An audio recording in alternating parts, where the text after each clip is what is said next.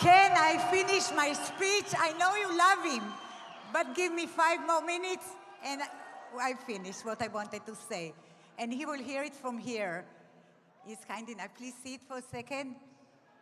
Okay, so now they thought that when I am announcing the first time Donald J. Trump, he should come. But I want to say a little bit more, perhaps more than anyone in today's hectic and divided world. President Trump deserves our gratitude as proud Israelis, as proud Americans, and as proud Jews, no matter what our politics are.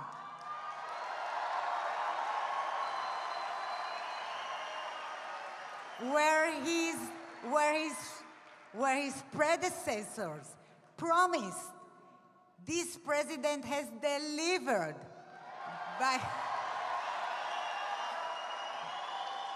by finally recognizing Jerusalem as Israel's eternal and beloved capital and moving the U.S. Embassy here. Where his predecessors shut their eyes to reality, this president has demonstrated strategic vision by recognizing the Golan Heights as Israel's sovereign territory.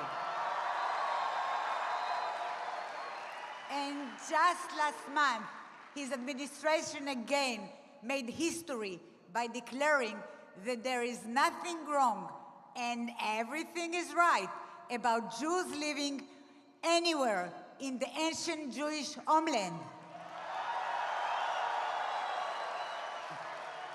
President Trump has shown global leadership in the face of evil by withdrawing from the disastrous nuclear deal with Iran and increasing sanctions against it. And he always backed Israel and the Jewish people.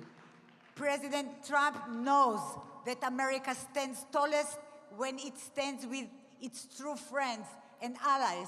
He knows that Israel's interests are U.S. interests, and that when one of these nations becomes great again, so too does the other.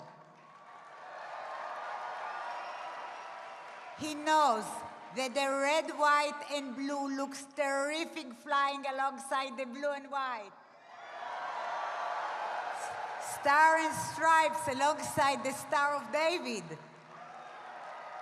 We owe President Trump our sincere and heartfelt thanks, without apology or hesitation. That's what it means to have common cause and a shared destiny. Anyone who has been in Israel during a war knows that when the air raid siren sound, superficial differences between people immediately vanish. Religious or secular, Likud or Kahol Lavan, Israelis offer each other, total stranger, shelter in their homes or rides to safety in their cars. Our enemy weapon do not discriminate among Israelis, and our friends, our real friends, do not discriminate between right or wrong time to support Israel or right or wrong Israel government to engage with. We must embrace such friends, and the greatest of them is right here with us, President Trump.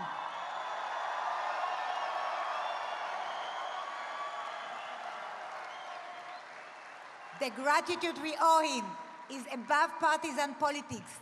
It is a duty we must feel in our souls that speaks to the very heart of our existence.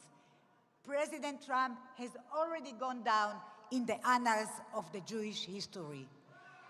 And that is before he has even completed his first term in office. Ladies and gentlemen, now, please join me in welcoming and thanking our greatest of friends and our greatest of President, Donald J. Trump.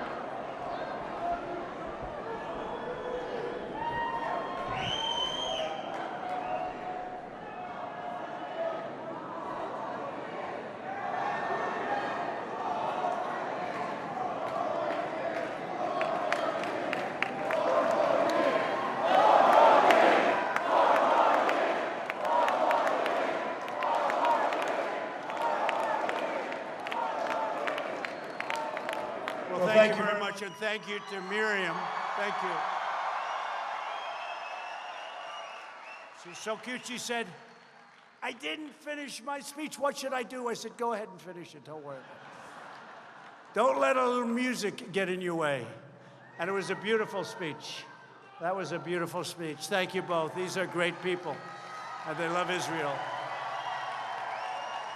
And I have to say, on behalf of everyone here today, I want to thank Miriam and Sheldon for the extraordinary commitment they make to fostering an unbreakable bond between the United States and Israel. It's unbreakable, unbreakable. Each of you in this room tonight is a national treasure. Just remember that, too. Before continuing, I also want to express our profound support to our entire nation for the victims of the evil and barbaric attack at the Naval Air Station in Pensacola, Florida. Our hearts break for the families who lost their precious loved ones in this atrocity, another atrocity. We send the urgent prayers of all Americans. During times of pain, Americans always stand together and never leave each other's side. We do best under pressure. Today, I'm here to talk about how peace-loving nations can work together to build a future of greater security, prosperity, and hope for our children and generations to come. I'd like to begin by saying how truly thrilled I am to become the President of the United States and to address the fastest-growing Jewish organization in the nation, the Israeli American Council. Thank you. Great job. Great job. Fastest growing in the nation. Wow, that's big stuff. But I know some of the people in this audience, many of you I know, and I'm not surprised to hear that. Thank you for the invitation to address you today, and congratulations to your outstanding Chief Executive Officer, Shoham Nicola. Shoham, thank you. As well as your leadership and all of those incredible people that work so hard. Nady Sadoff. Nady, where are you, Nady? Thank you very much. Great job. And Sean Evahayim. Thank you. I don't know if that was good, but not bad. We wanted to put a little extra spin on it. Thank you, Sean. Great job.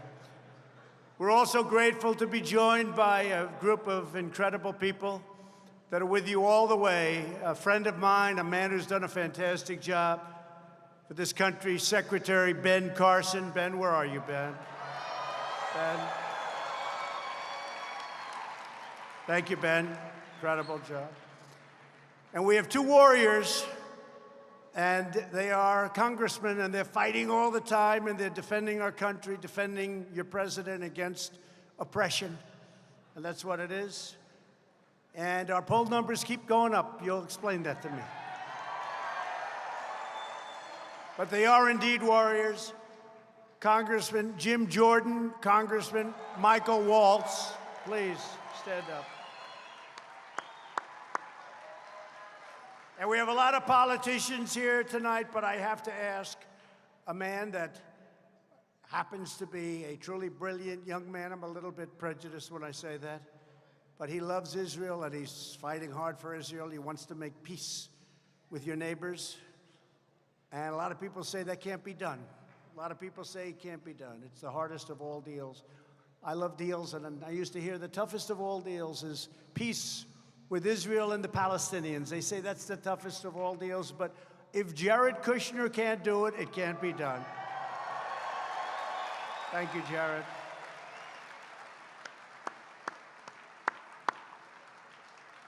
Thank you, Jared. Incredible job he's doing.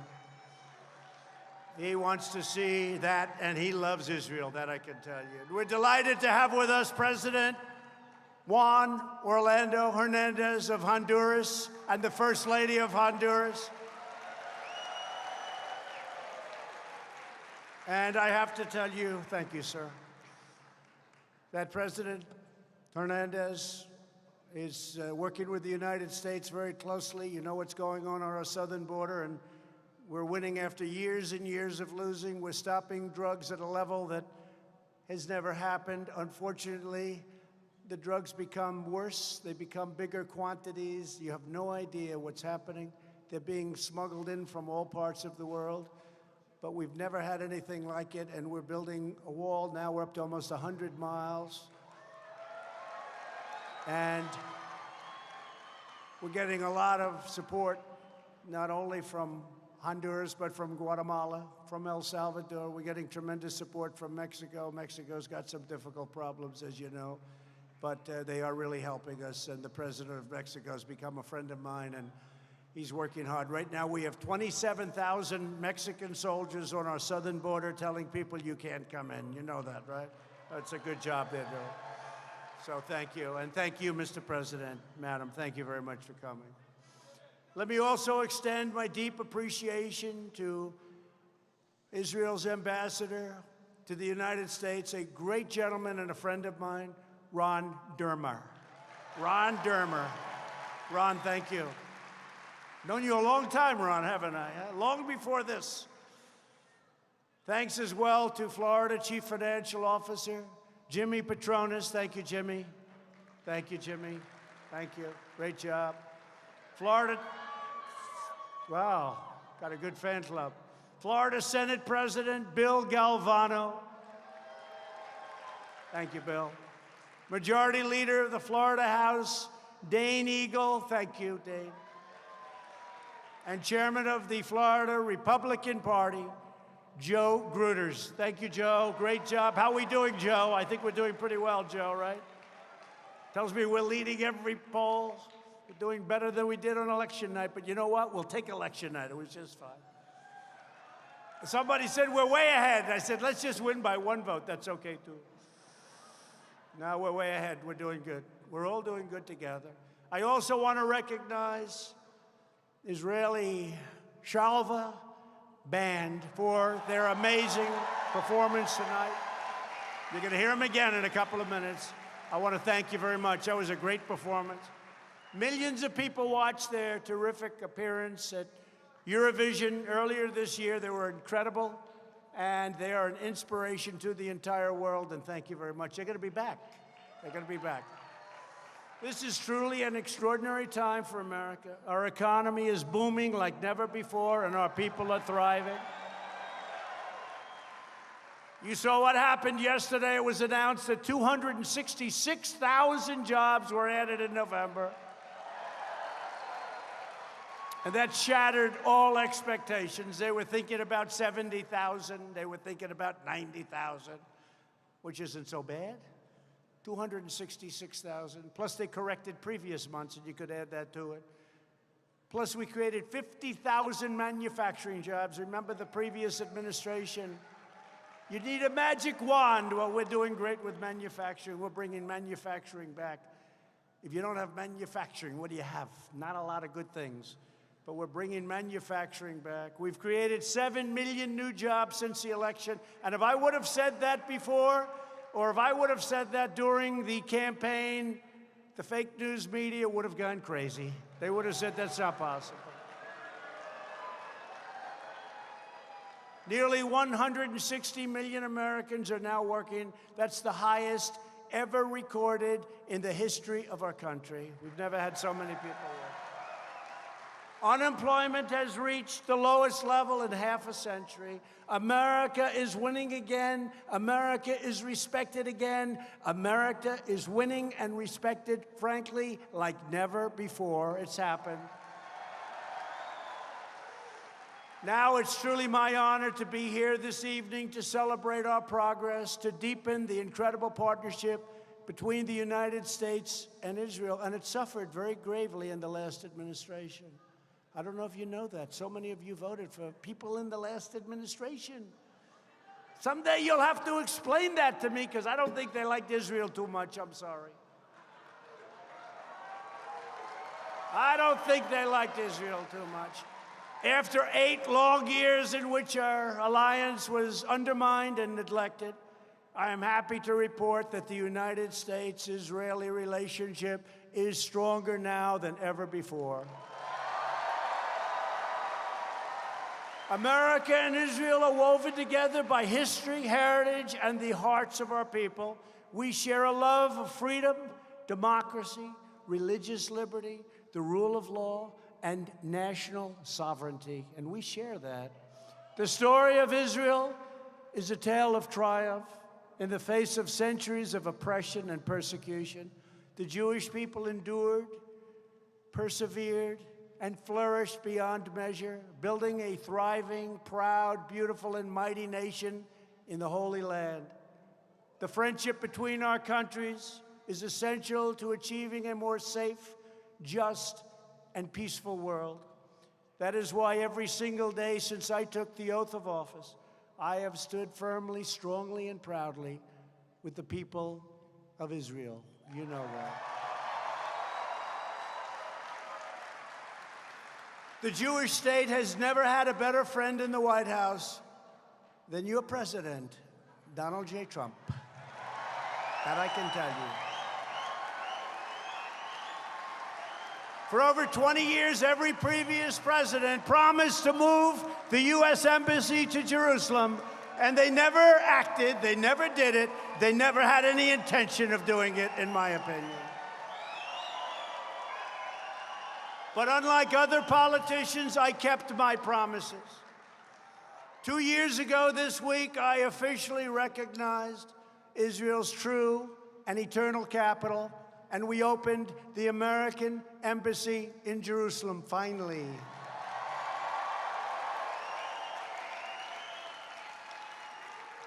And you know, that's an interesting story because David Friedman, do you know David Friedman, our great ambassador? Well, David was one of the most successful lawyers in New York, maybe the most successful lawyer in New York. But he loves Israel. He loves this country, but he loves Israel. And I called him, I know how much he feels about, you know, the heart. He'd go there all the time. I'd say, David, would you like to be the ambassador to Israel? You're giving up a lot.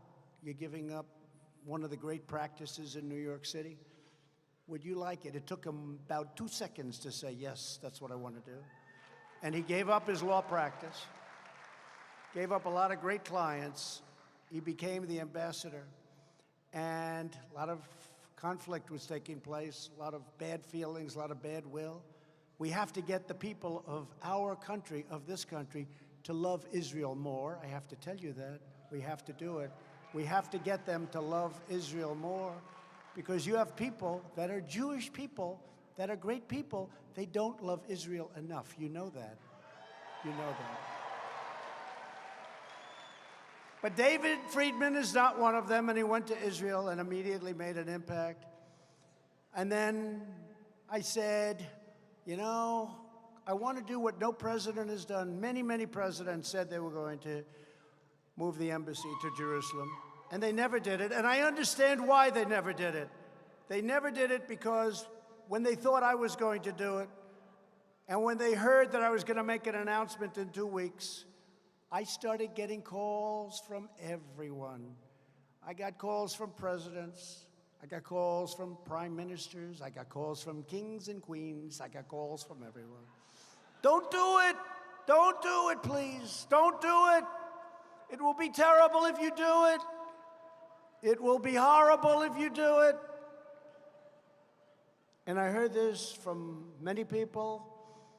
And then the time came closer and closer. And I did something that was smart because I learned then and there for that 2-week period, I was inundated. I learned why other presidents, in all fairness to them, why they made the campaign promise, but why they never got it off. Because they were besieged by foreign leaders, the top, the biggest people in the world. Call them.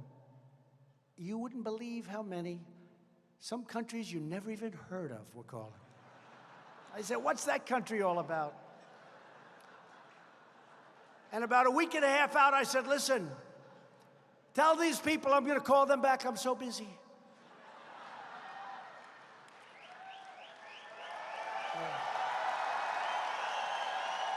True. I said, tell them I'm going to call them back.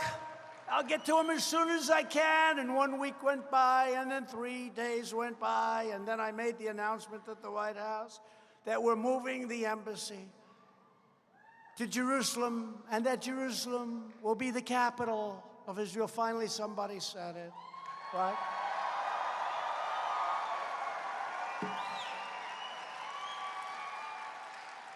And it was a big deal, and it was great.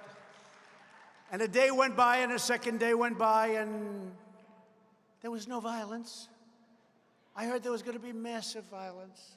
They showed violence because about 20 people were violent in the front row, but there was nobody behind them. So CNN had the cameras very low, pointing to the sky.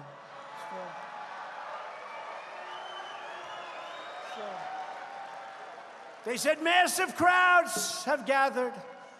Massive crowds. And I looked, I said, that's a strange angle. I've never seen that angle. It was like you had a cameraman sitting on the floor pointing up. But every once in a while you say, there's nobody behind the people in the front row. What's going on?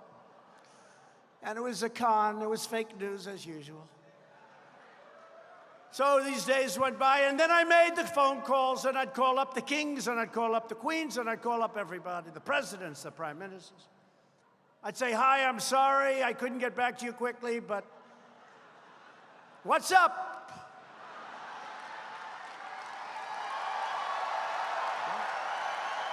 What's up?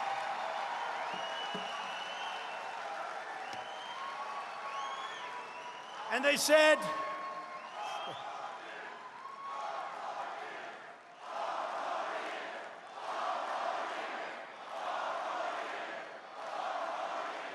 thank you.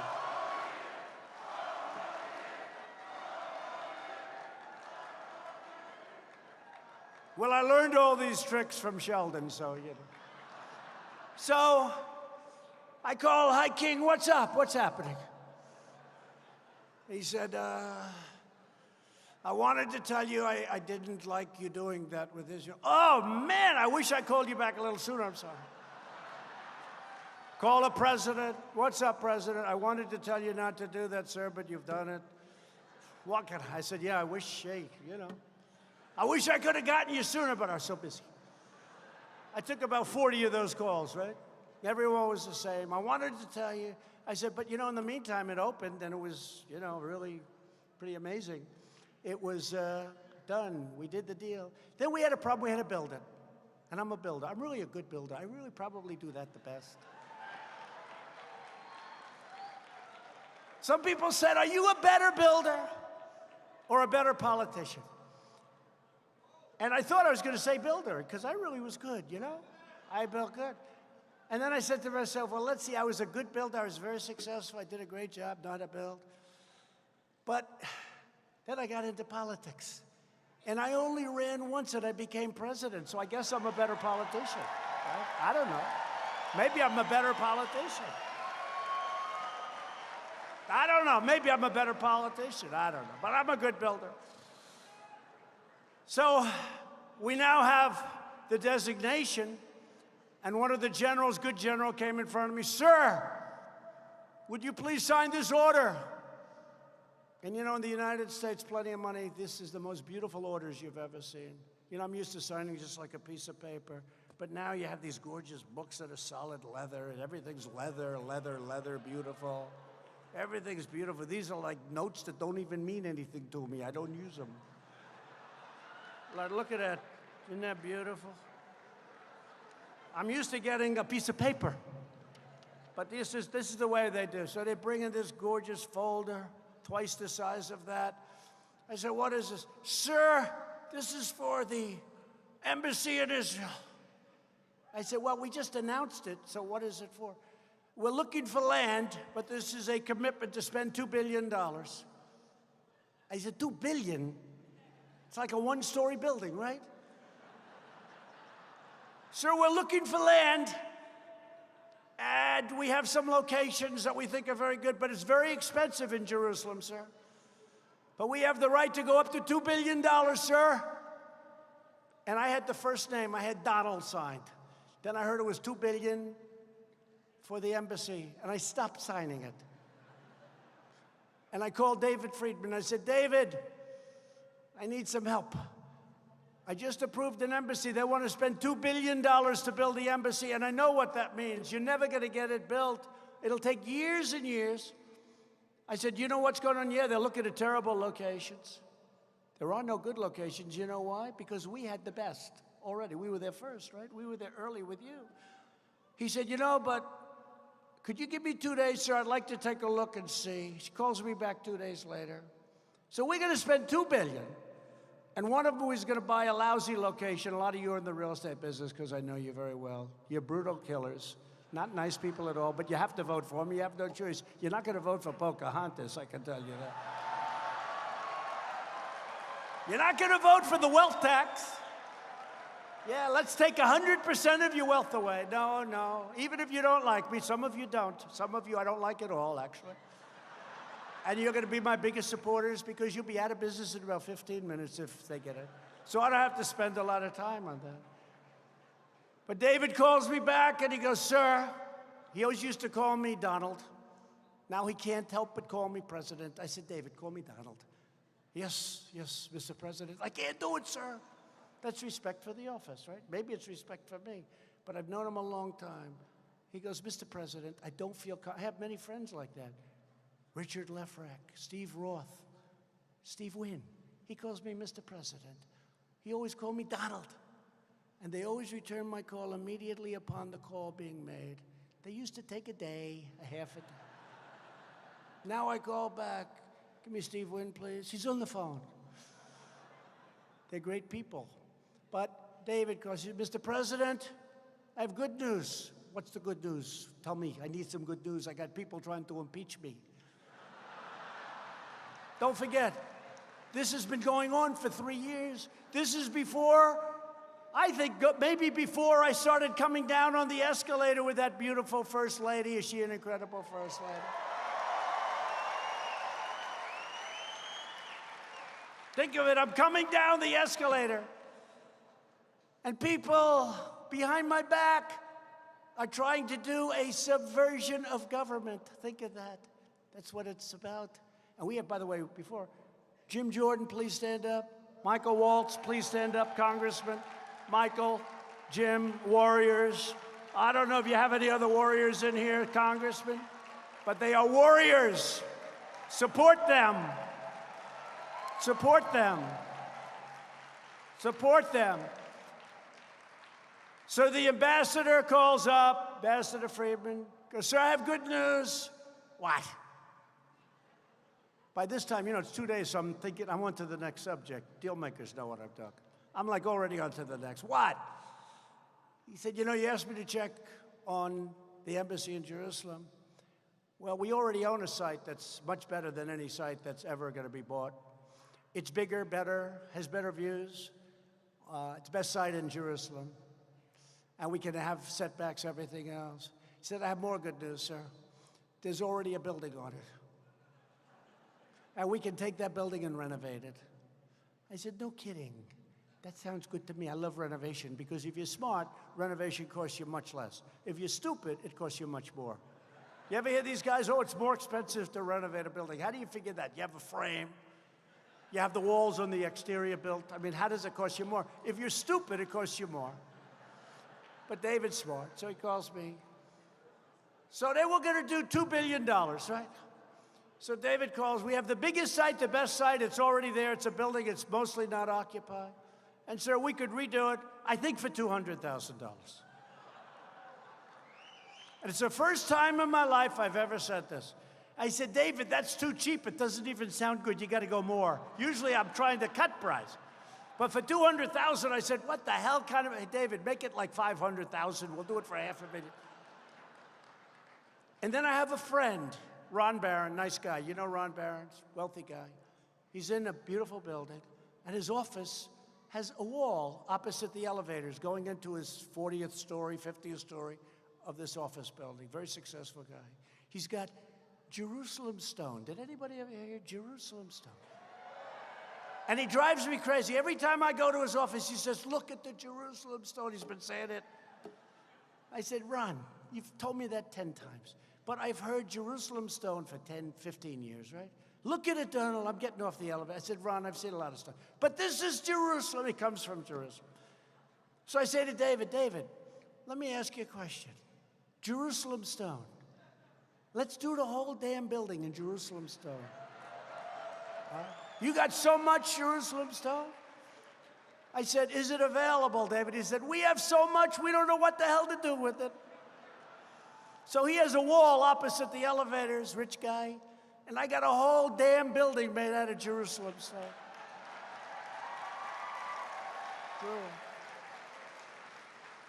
So the end of the story is this.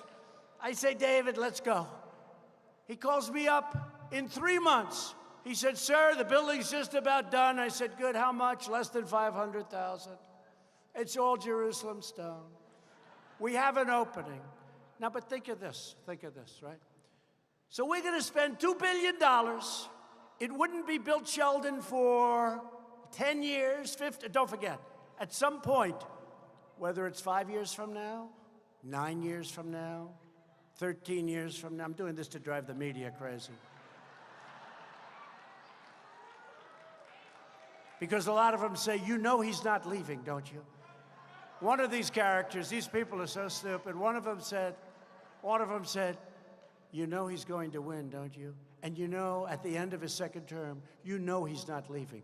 He's not leaving. You know that. And I thought, he's a comedian. I thought he was kidding. He's for real. So now we have to start thinking about that, because it's not a bad idea.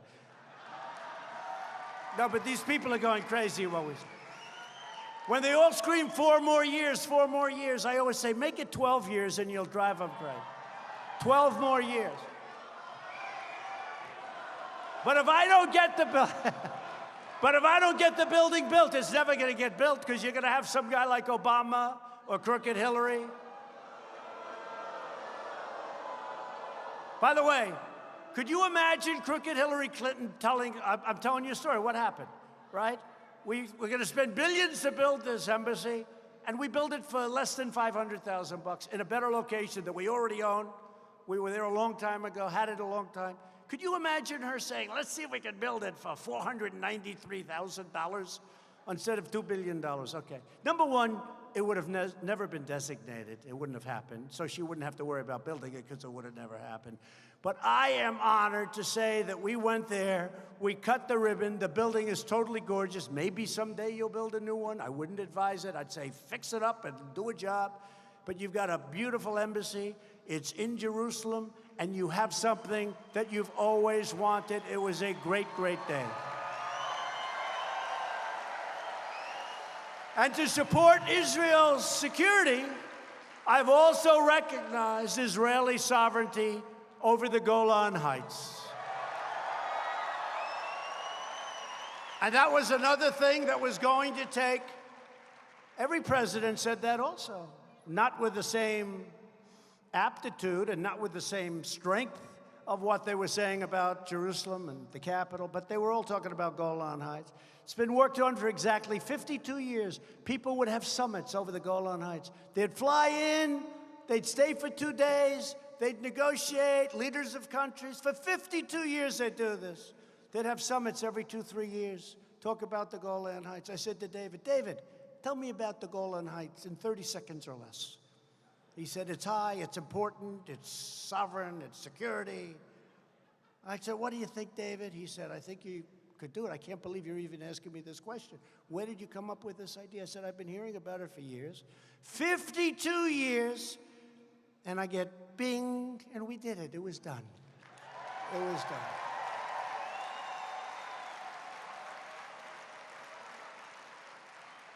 And as Israel has endured the new wave of rocket attacks in recent weeks, my administration has made clear that America supports Israel's absolute right to self-defense.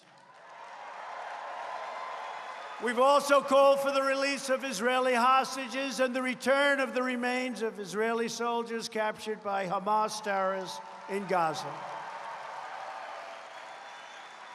And this evening, as you probably heard, we're honored to be joined by Racheli Frankel and Bat Galim Sher, 2 mothers of Israeli boys who were kidnapped and murdered by Hamas terrorists in 2014. Racheli and Bat Galim have responded to that terrible evil with courage and inspiration. They've established an award to recognize leaders who advance unity among Israelis of all backgrounds and religions, striving to build a more secure and hopeful future for us all. So, Rakali and Bet Galim, we cannot fathom your grief, but we will honor the sacred memory of your sons forever. Thank you very much. Thank you very much. Thank you. Thank you very much.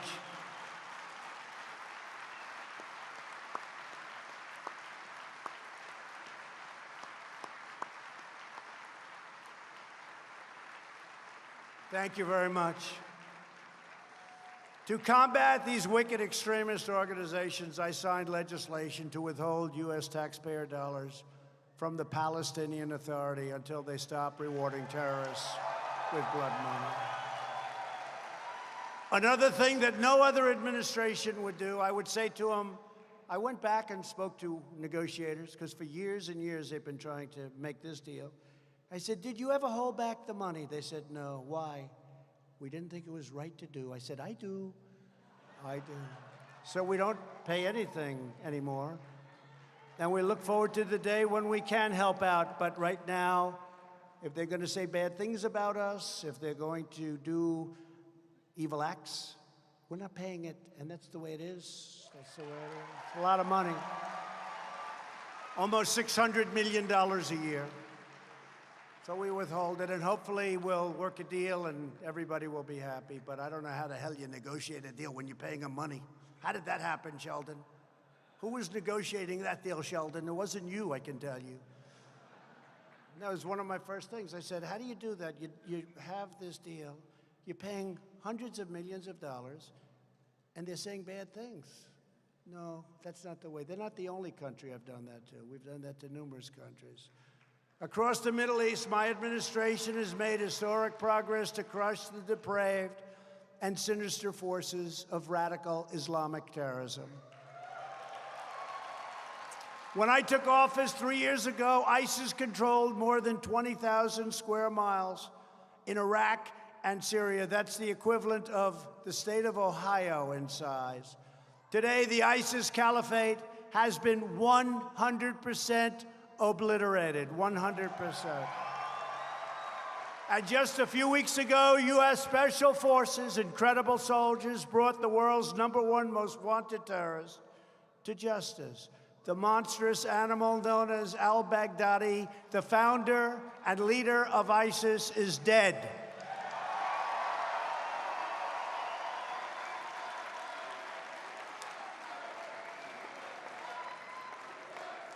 Never again will this savage killer hurt another man, woman, or child. You saw the men in the orange jumpsuits with somebody behind them, a savage with a knife, and they chopped off the head. That was al-Baghdadi. That was al-Baghdadi's people, and a lot of people died that way, and they died a lot of other ways too. And he died a rough way. And these soldiers, 68 of them, they jumped off those helicopters, and I watched it. It was incredible. I literally was able to watch it because of what we can do technologically. I watched it, and it was an incredible sight. They jumped off long before those helicopters were anywhere near to the ground. Michael would understand that very much because he was a great soldier. But they jumped off those helicopters, and they charged that house, and the enemy didn't have any idea what the hell hit them. It was incredible, actually, to see. Incredible. Our message to the bloodthirsty terrorist is clear. You don't stand a chance against the awesome power of the United States military. I have rebuilt the United States military. When I took it over, it was depleted. It was old. We had fighter jets that were 50 years old. It was old, it was tired. Now we've spent $2.5 trillion on rebuilding our military, and we have a military that's the most advanced, the most powerful by far of any in the world. $2.5 trillion. We rebuilt our military. My administration is also confronting the world's #1 state of terror. You know who that is? your state sponsor of terror, the brutal dictatorship in Iran. And I said to Sheldon, what do you think was bigger? Israel, and if you look, what was the bigger thing? Israel and the embassy going in, and it became Jerusalem, the capital of Israel, or the Golan Heights? He said, neither. I said, what do you mean, neither, Sheldon? He said, the biggest thing you did for Israel was breaking up and terminating the horrible, one-sided, catastrophic deal that was made by President Obama. Right?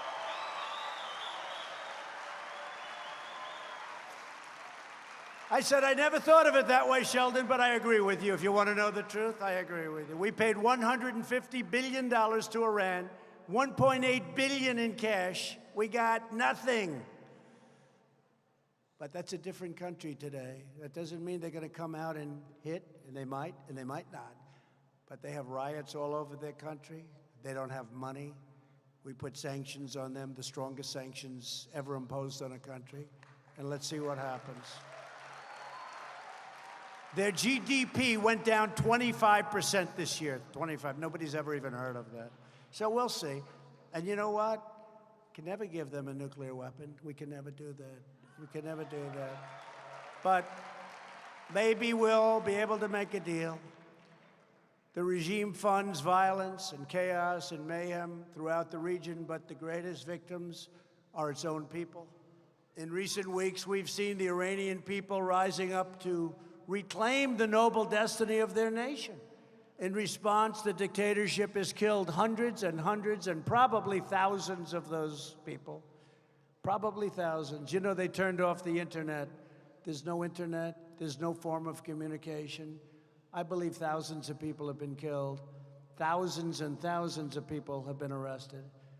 America will always stand with the Iranian people in their righteous struggle for freedom. The Iranian regime routinely traffics in the most toxic and heinous anti-Semitism. You know that better than anybody. Last year, the country's supreme leader, as they call him, said Israel is a malignant, cancerous tumor that has to be removed and eradicated from the face of the earth. We must never allow a regime that chants death to America or death to Israel to obtain a nuclear weapon. That's all we can say. And it's for this reason that I withdrew the United States from that disastrous Iran nuclear deal and implemented those sanctions, which are so biting and so tough. We're also working to free hostages unjustly detained around the world, including in Iran. This morning, you probably read and probably saw, I announced that Zi Wang, an American citizen and Princeton University grad student, imprisoned in Iran for 3 years during the Obama administration, taken during the Obama administration, was not a spy, by the way, is coming home. Throughout history, anti-Semitism has produced untold pain, suffering, evil, and destruction. We must not ignore the vile poison or those who spread its venomous creed.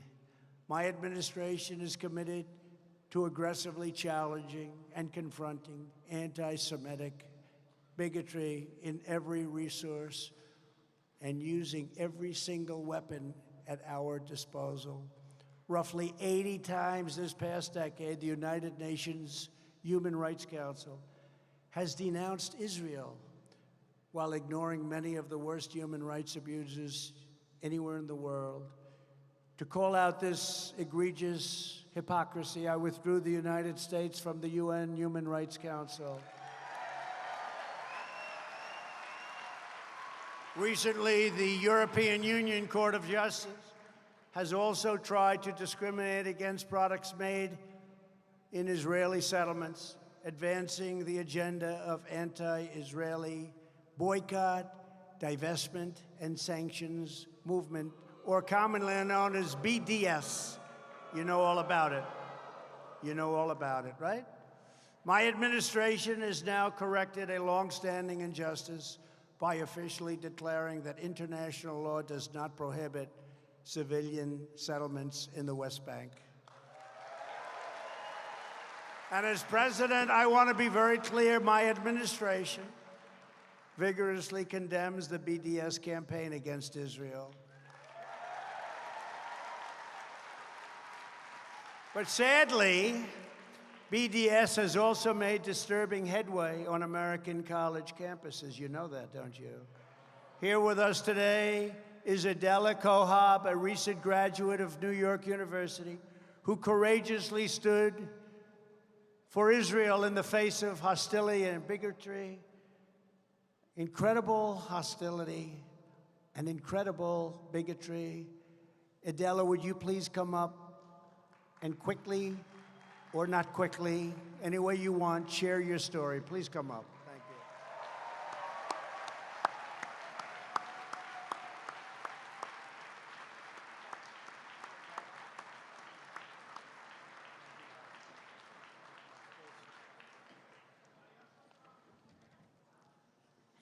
Thank you. Thank you. My name is Adela Cojab, and 6 months ago, I took legal action against NYU, only 2 weeks before graduation.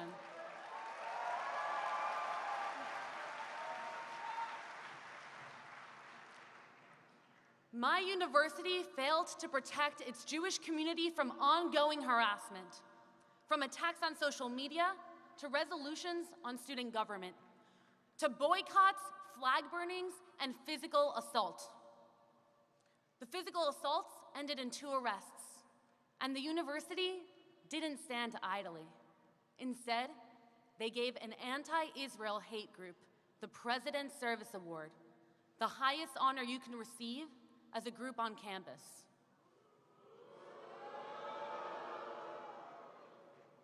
I was notified my case was accepted by the Department of Education, and an investigation has been launched against NYU for failure to protect its community.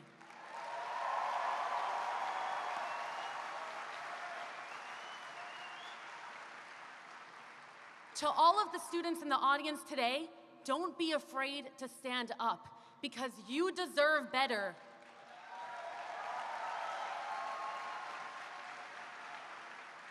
And as an immigrant myself from Mexico City, I am extremely thankful to live in a country where the Office of Civil Rights takes the concerns of Jewish students seriously.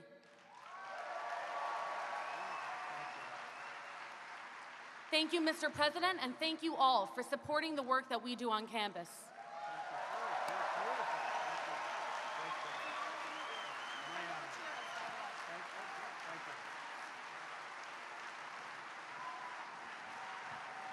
Thank you, Adela. Thank you very much, Adela. Shockingly, a number of far-left members of Congress have also recently joined the international effort to bully, attack, and denigrate Israel. And it's incredible what's been happening with your Congress. 10 years ago, it was unthinkable. 6 years ago, it was pretty unthinkable. And now to see what's going on and to watch Nancy Pelosi and these people be pushed around is unbelievable. Earlier this year, a number of prominent Democrat lawmakers sponsored legislation to support the BDS movement. You know that, right? Outrageously, the resolution compared boycotting Israel to boycotting Nazi Germany, a grave insult to the memory of the 6 million Jews who were murdered in the Holocaust. You remember that, don't you, where this was just put before Congress. This is different than what it was. This couldn't have happened 10 years ago. Couldn't have happened 20 years ago. It would have been impossible. 10 years ago, it would have been impossible. You've got to be very careful. Make no mistake.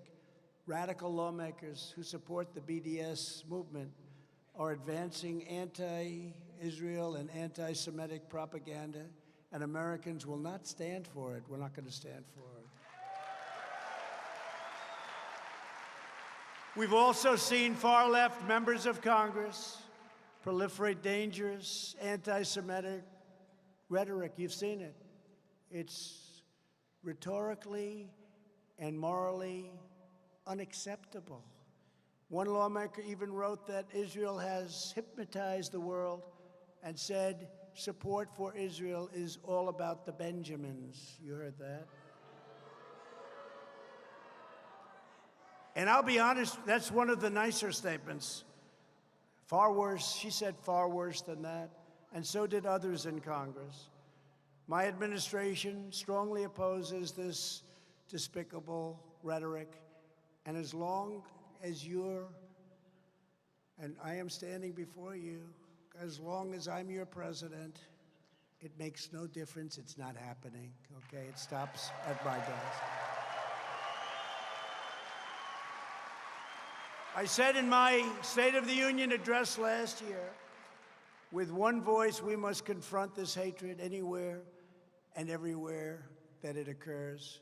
We're grateful to be joined tonight by our new special envoy to monitor and combat anti-Semitism, Elan Carr. Elan, please come up and say a few words. Elan, please.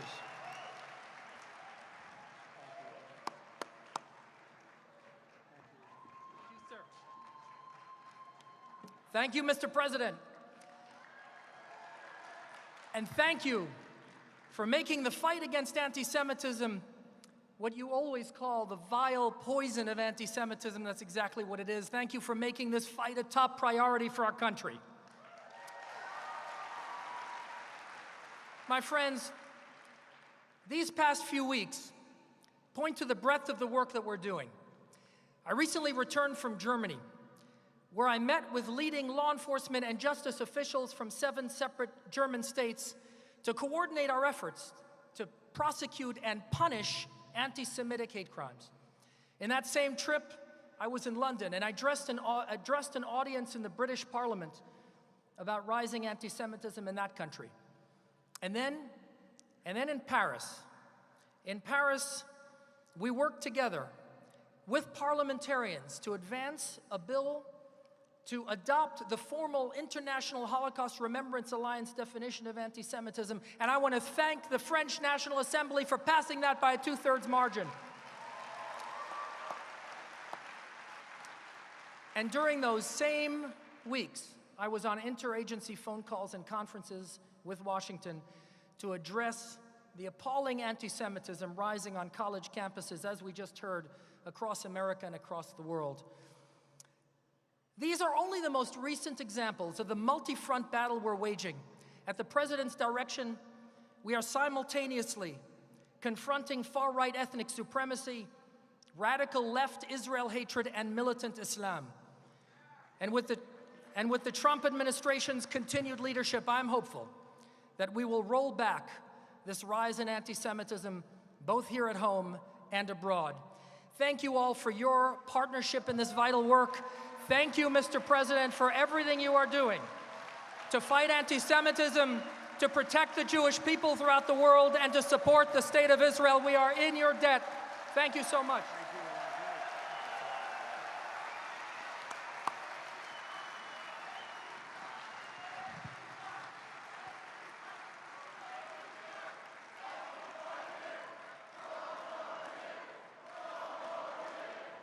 Thank you very much. Thank you very much. Thank you, Elan. From America's earliest days, Jewish citizens have made some of the greatest and most extraordinary contributions to American life and culture. Jewish Americans have fought, bled, and died in every major American war dating back to our struggle for independence. On this very morning, 78 years ago, more than 2,000 Americans were killed in the surprise attack on Pearl Harbor.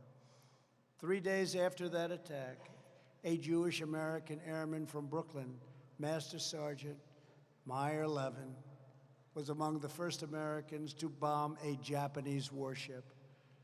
Sergeant Levin went on to fly in more than 60 harrowing missions in World War II, a great hero.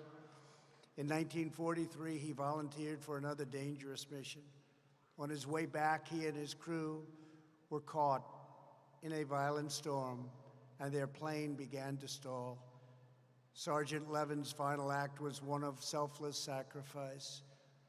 He unfastened the life raft and gave it to his fellow airmen. As they jumped out of the crashing plane, he shouted, "I hope you make it, I hope you make it." 3 American airmen survived that day because of Sergeant Levin's extraordinary valor. One of those brave airmen was his friend, Jack Mastersoff, also a Jewish American from Brooklyn. Jack went on to complete another 43 missions in World War II. After the war, he came home, got married, and soon he had 2 sons. One of them is Alan Mastersoff, a veteran of the Army Reserves who spent 17 years as a police officer.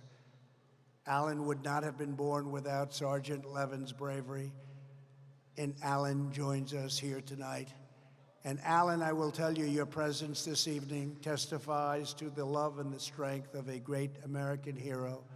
And thank you very much for being here. Thank you very much.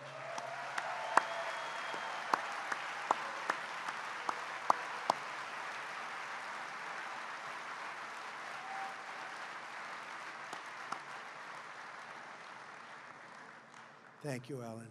In every generation, Jewish American patriots have strengthened, sustained, uplifted, and inspired our nation. In a moment, the Shalva Band will conclude this event with a song that we know very well. Before they do, I want to tell the famous story behind it.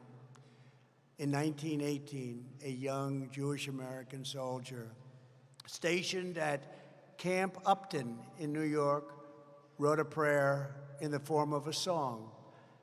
His name was Irving Berlin, maybe the greatest of them all. And he held that song close to his heart for more than 20 years. He did not release the song until 1938, as the world learned of Hitler's evil atrocities against the Jewish people. On November 10th of that year, his song broadcast through the radio and into the homes all across the country. Millions and millions of people were inspired. It was the first time Americans heard Irving Berlin's timeless hymn, God Bless America.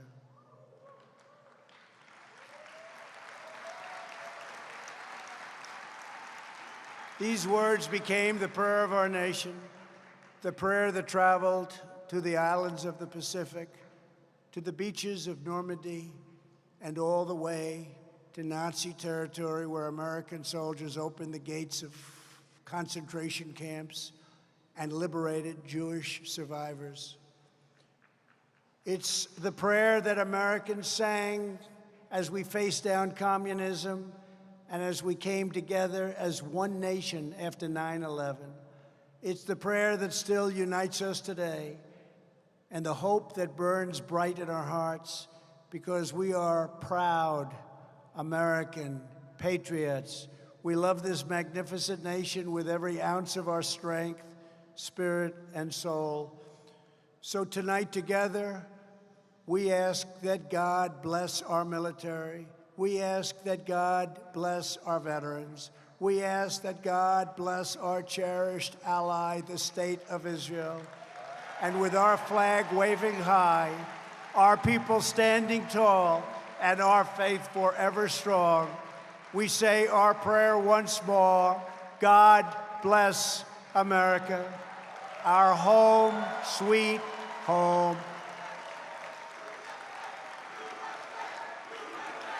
Thank you.